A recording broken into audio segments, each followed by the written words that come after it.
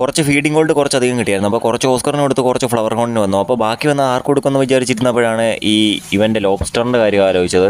അപ്പോൾ ഇത് ഞാൻ ഇവനെ കയ്യിലൊക്കെ വെച്ച് കൊടുക്കും കേട്ടോ. ചിലപ്പോഴൊക്കെ എൻ്റെ കയ്യിൽ കയറി കടിക്കും, ചിലപ്പോഴൊക്കെ ഇതിൽ മാത്രം പിടികിട്ടും. അപ്പോൾ ഇവൻ മൊത്തം ഇതങ്ങ് തിന്നും. ഇങ്ങനെ പറിച്ച് ഒരു മൂലയ്ക്കൊക്കെ പോയിരുന്ന് മുഴുവനും കഴിച്ചോളും.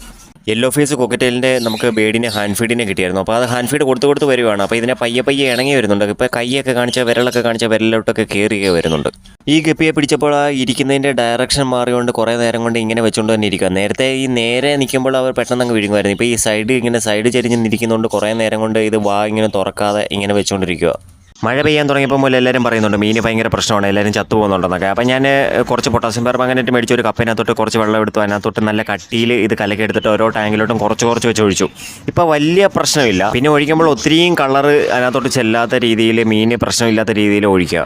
ഞാൻ കാണിച്ച യെല്ലോ ഫേസ് കോക്കറ്റെയിൽ കിളിയാണ്. അപ്പോൾ ഇവൻ ഇണങ്ങിയത് മാത്രമല്ല, ഇവൻ ഫുഡ് കൊടുത്താലും നല്ലപോലെ എടുക്കുന്നുണ്ട്. ചിലതൊക്കെ നമ്മൾ വായിലോട്ടൊക്കെ വെച്ച് കൊടുക്കണം, ഉള്ളിലോട്ടൊക്കെ കയറ്റി കൊടുക്കണം. പക്ഷേ ഇവൻ തന്നെ എടുക്കുന്നുമുണ്ട്.